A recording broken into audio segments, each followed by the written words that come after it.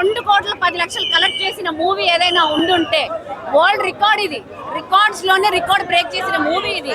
So దీని గురించి no comments. అసలు వేరే మొత్తం పండగలన్నీ వచ్చేసాయి.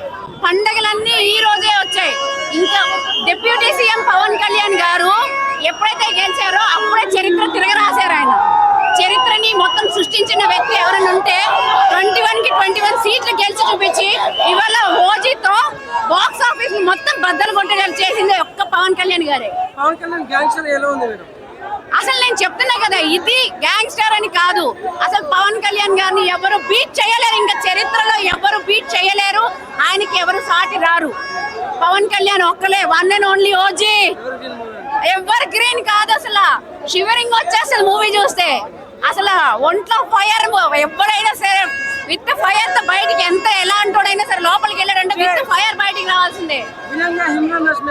అసలు ప్రతి క్యారెక్టర్ ఆనిముత్యం. నేను ఒక క్యారెక్టర్ ఇది అని చెప్పలేను.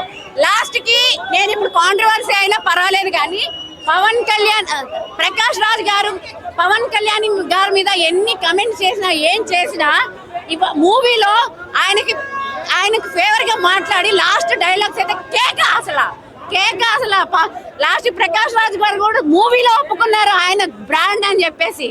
అలాంటి మూవీ ఇది. దీనికి చరిత్ర తిరగరాశారు ఆయన.